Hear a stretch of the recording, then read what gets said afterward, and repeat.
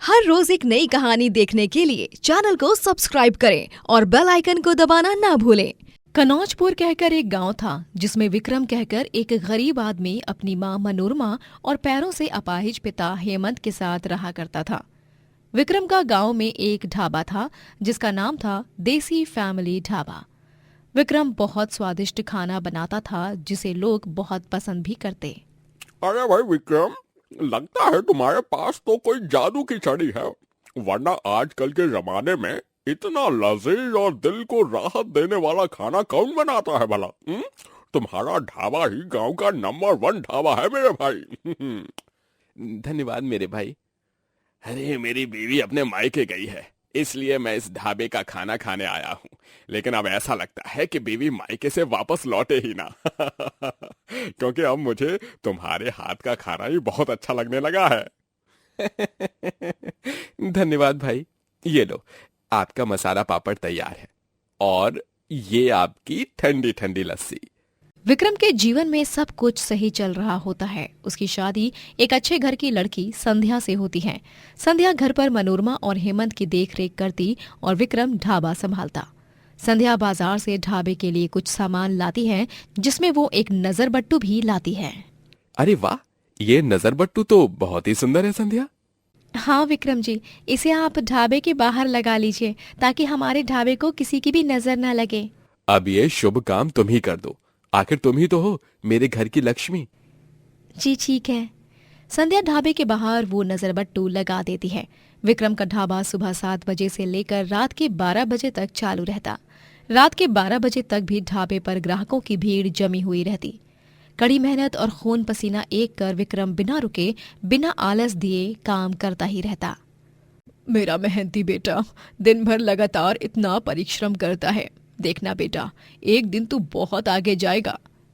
मैं तो अपने इन अपाहिज पैरों के कारण जिंदगी में कुछ कर नहीं पाया, लेकिन तू मेरा नाम जरूर रोशन करेगा। बस आपका आशीर्वाद यूं ही बना रहे तो फिर सब कुछ मुमकिन हो सकता है। एक दिन विक्रम मसाले घर पर ही भूल जाता है। तभी ओफो, मैं तो मसाला घर पर ही भूल गया हूँ शायद।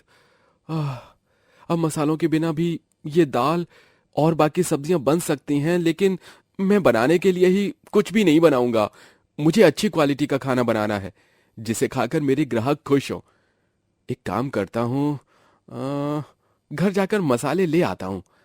संध्या को इतनी धूप में ढाबे पर बुलाना उचित नहीं होगा। विक्रम ढाबे से निकल ही रहा होता है कि तभी वो नजर बट्टू अचानक से नीचे गिर जाता है और उसके टुकड़े टुकड़े हो जाते हैं।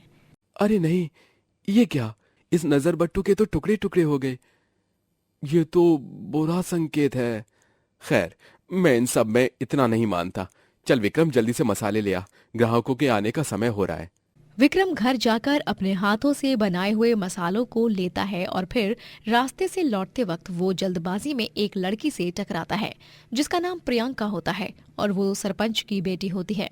प्रियंका के कपड़ों पर सारे मसाले गिर जाते हैं और उसके कपड़े बुरी तरह खराब हो जाते हैं। अरे अंधे घनचक्कर आदमी, आंखें क्या कहीं गिरवी रखाया है क्या? मेरे इतने महंगे कपड़े खराब कर दिए बेवकूफ, 2 कौड़ी के ढाबे वाले। तुझे पता नहीं क्या, मैं प्रियंका चौबे हूँ, इस गांव के सरपंच की बेटी। वो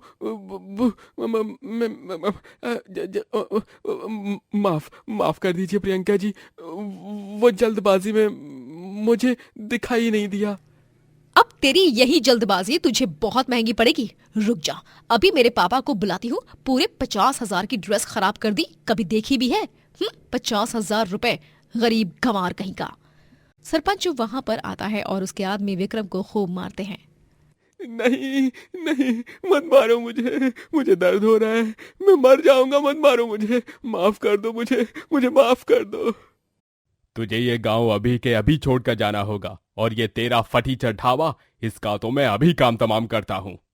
दुष्ट सरपंच विक्रम के देसी फैमिली ढाबा पर जेसीबी ट्रैक्टर चला देता है और उसके आदमी ढाबे पर जलती हुई मशाल फेंक देते हैं, जिससे ढाबा जलकर राख हो जाता है।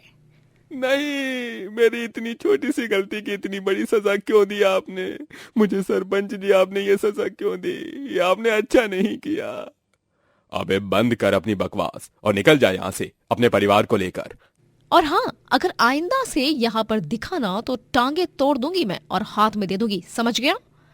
विक्रम का सब कुछ खत्म हो चुका था। वो अपने परिवार को दूसरे गांव ले जाता है, जहां वो अपने दोस्त प्रीतम के घर में रहने लगता है। तेरा लाख लाख धन्यवाद प्रीतम। तूने मुझ पर बहुत बड़ा एहसान किया है प्रीतम। इस मुश्किल घड़ी में तूने मुझे और मेरे परिवार को अपने घर आसरा दिया। आजकल के इस निर्दयी जमाने में कोई किसी के लिए इतनी बड़ी मदद नहीं करता। ओफो विक्रम, क्या तू भी। अरे हम दोनों बचपन के दोस्त हैं। मनोरमा काकी के गोद में मैं पला बड़ा हूँ। हेमंत काका के साथ कितना खेला हूँ। तेरा परिवार मेरे परिवार के जैसा ही है, इसलिए यूं धन्यवाद करके मुझे पराया मत कर। नहीं प्रीतम बेटा, तभी तो तू मेरा ही बेटा है। बचपन में कितना बदमाश था और अब देखो कितना होशियार हो गया है। कैसे चल रहा है तुम्हारा काम? हाँ, मछली पकड़ने कब जाते हो बेटा? प्रीतम एक मछुआरा होता है। वो नाव में सवार होकर मछलियां पकड़ता और उन्हें गांव के बाजार में बेचता। सब कुछ भगवान की कृपा से कुशल मंगल ही चल रहा है हेमंत काका। चलो, अच्छी बात है। मैं आज से ही काम ढूंढना शुरू करता हूँ। कहीं कोई नौकरी मिल गई तो अच्छा है। विक्रम पूरे गांव में नौकरी ढूंढने जाता है, लेकिन 4 से 5 दिनों तक निरंतर नौकरी ढूंढने के बाद भी उसे कहीं पर नौकरी नहीं मिलती। वो बहुत दुखी और परेशान हो जाता है। तभी विक्रम, मेरे पास एक सुझाव है। नाव में मछलियां पकड़ने जाते वक्त मैंने देखा है कई नाविक अपनी अपनी नाव में थोड़ा बहुत खाद्य पदार्थ भी लेकर जाते हैं और नाव यात्रा के दौरान वो उन पदार्थों को बेचते हैं। तो फिर क्यों ना तू भी अपना एक नाव ढाबा खोल ले? अरे हाँ यार प्रीतम, तेरा सुझाव एकदम बेस्ट है। वैसे भी यात्रा चाहे नाव की हो, हवाई जहाज की हो, ट्रेन की हो या बस की हो, भूख तो सभी यात्रियों को लगती है। लेकिन नाव ढाबा बनाने के लिए तो पहले नाव खरीदनी होगी ना? नहीं नहीं, उसकी कोई जरूरत नहीं है संध्या भाभी, क्योंकि मेरा एक नाविक दोस्त है जिसका नाम अखिलेश है। उसके पास एक एक्स्ट्रा नाव कब की पड़ी हुई है। वो तुम्हें वो नाव खुशी खुशी दे देगा। फिर जब तुम्हारे पास पैसे आ जाएंगे तब तुम उस नाव के पैसे उसको चुका देना। हाँ हाँ, ये सही रहेगा। अच्छा हुआ कि मैंने बचपन में ही नाव चलाना सीख लिया। अब वही सीख मेरे काम आएगी। विक्रम प्रीतम के नाविक दोस्त अखिलेश से नाव लेता है और उसे सजाता है और एक ढाबे की तरह बनाता है। एक ऐसा नाव ढाबा जिसमें लोग बैठकर खाना खा सकें और तो और सवारी का आनंद भी ले सकें। विक्रम ऐसे बर्तनों में खाना पैक करता है जिनमें खाना पूरे दिन तक गर्म रहे और खराब ना हो। वो उन बर्तनों को नाव में रखता है और सवारी के दौरान लोगों को परोसता है। लीजिए जी लीजिए, आपका शाही पनीर और आपका मलाई कोफ्ता। अरे भैया, वाह वाह वाह, क्या खाना है भाई। नाव में ऐसा स्वादिष्ट खाना खाने को मिल जाए और जीवन में क्या चाहिए भला है। सच में अब तो रोज आपके नाव ढाबे पर आएंगे भाई जनाब। जी, आपका बहुत बहुत शुक्रिया। इस तरह विक्रम अपने नाव ढाबे से ढेरों पैसे कमाता है और पैसे जुटाकर फिर से अपना एक नया ढाबा खोलता है, जिसके बाद उसकी खूब तरक्की होती है। तानपुरा लेकर सुबह सवेरे जीविका घर के मंदिर के पट खोलकर कान्हा जी के गीत गाती है। ओ कान्हा अब तो मुरली की मधुर सुना दो तान, मैं हूँ तेरी प्रेम दीवानी, मुझको तू पहचान, मधुर सुना दो तान। ओ कान्हा अब तो मुरली की मधुर सुना दो तान। सभी आरती करते हैं और जीविका की सास भवरी उसे शगुन देती है। ये लो छोटी दुल्हन, ये तुम्हारा शगुन। हम सच में खुद को बहुत भाग्यशाली मानते हैं कि हमें तुम जैसी गायिका बहू मिली। ससुर घनश्याम कहते हैं, अरे छोटी दुल्हन, तुम्हारे गले में सच में माँ सरस्वती विराजती है। तुम्हारे इतने सारे फैंस हैं, पूरी दुनिया तुम्हें इतना पसंद करती है। तुम हमेशा यूं ही अपने जीवन में तरक्की करती रहो, हमारी यही मनोकामना है। ठाकुर जी है ना, उन्हीं के कारण मैं आज यहाँ तक पहुँच पाई हूँ और उम्मीद है कि आगे भी बहुत नाम कमाऊं और आप सबका सर गर्व से और ऊंचा कर दूं। ये कहानी है जीविका की, जो एक गायिका होती है। वो फिल्मों में भी गाती है और ज्यादातर वो अपने भक्ति गीत के लिए प्रसिद्ध होती है। सोशल मीडिया पर उसके पूरे 10 लाख फॉलोअर्स होते हैं। उसे लोग माता की चौकी और भजन कीर्तनों में भी गाने के लिए बुलाया करते। ससुराल में उसकी सास भवरी, ससुर घनश्याम, जेठ अभिराज, जेठानी राखी और पति अद्वैत होते हैं। अद्वैत हमेशा अपनी जीविका का ख्याल रखता है। ये लो, ये तुम्हारा काढ़ा और ये मेरी कोल्ड कॉफी। जीविका, तुम्हारी स्टूडियो रिकॉर्डिंग है कल। I wish you all the best. हमेशा की तरह अच्छा और दिल से गाना। अद्वैत जी, अगर आपका साथ हो तो मैं दुनिया की हर एक चीज को पा सकती हूँ। थैंक यू, हर मुश्किल में मेरी ढाल बनकर रहने के लिए। जीविका अगले दिन स्टूडियो में रिकॉर्डिंग करने जाती है और कुछ ही महीनों बाद उस फिल्म का गाना रिलीज होने के बाद वो रातों रात वायरल हो जाता है और एक दिन में ही उसके 50 लाख व्यूज हो जाते हैं, जिस कारण घर पर सभी जीविका के लिए बहुत खुश होते हैं, सिवाय उसकी जेठानी राखी के। राखी हमेशा से ही अपनी देवरानी जीविका से जलती रहती, क्योंकि सभी उसकी प्रशंसा करते रहते और राखी को कोई नहीं पूछता। बुढ़िया ने खीर बनाई है, क्योंकि चुड़ैल का गाना फिर से सुपरहिट हो गया है। जिसे देखो वो बस जीविका के नाम की माला ही जपता रहता है। इस घर में किसी को भी मेरी नहीं पड़ी। सुरीली आवाज के साथ साथ जीविका बहुत ही अच्छा खाना भी बना लेती। जब सास भवरी का जन्मदिन होता है तभी जीविका सभी के लिए बहुत ही स्वादिष्ट स्वादिष्ट पकवान बनाती है और भवरी को वो सब बहुत पसंद आता है। अरे वाह वाह छोटी दुल्हन, ये तो कमाल का खाना बनाया है तूने। धन्यवाद, मैं वाकई में इन सब से बहुत खुश हूँ। धन्यवाद मत कहिए माँ जी, ये तो मेरा फर्ज है कि मैं अपनी सास को खुश रखूं। और एक ये बड़ी दुल्हन है जो इतना बुरा खाना बनाती है कि क्या कहूं। अरे कुछ सीखो छोटी दुल्हन से। हाँ पापा, क्या आप भी इतना भी बुरा खाना नहीं बनाती राखी भाभी? राखी को घनश्याम पर बहुत गुस्सा आता है। ऐसे ही हर कोई राखी को बस ताने देता रहता और उसे जीविका की छोटी सी छोटी खुशियों से भी जलन होने लगती। गेस व्हाट, मुझे एक बहुत बड़ी फिल्म में गाने का अवसर मिल रहा है, वो भी मेरे फेवरेट एक्टर सलमान खान की फिल्म में। आखिरकार ठाकुर जी ने मेरी सुन ली। शाबाश छोटी दुल्हन, हमें तुम्हारे ऊपर बहुत गर्व है। ये वाला गाना भी सुपर डुपर हिट होगा, देख लेना। सभी जीविका के लिए बहुत खुश होते हैं, तो वहीं राखी मुंह लटकाए कोने में खड़ी होती है। मेहमान भी जब घर पर आया करते हैं तो वो भी सिर्फ जीविका की तारीफों के ही पुल बांधते हैं।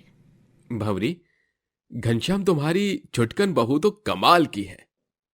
मतलब इतनी अच्छी गायिका भी और इतनी अच्छी शेफ भी। बड़की बहू, तुम्हें भी छुटकन बहू से कुछ सीख लेना चाहिए। बड़की बहू, तुम्हें भी छुटकन बहू से कुछ सीख लेना चाहिए। चुप हो जाओ, वरना आज तो तुम मेहमानों का काम तमाम करके ही रहूंगी, मैं कह दे रही हूँ। राखी का गुस्सा इतना बढ़ जाता है कि अब वो जीविका को हर हाल में बर्बाद करना चाहती थी और इसीलिए वो जीविका के नाश्ते में आवाज बंद होने की दवा मिलाती है। अब ये नाश्ता खाने के बाद देवरानी साहिबा अपनी आवाज हमेशा हमेशा के लिए खो बैठेंगी।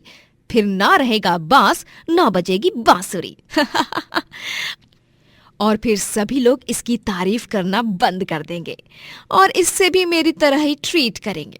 बहुत खुशियां मना ली तूने जीविका, अब तेरी बर्बादी का वक्त आ चुका है।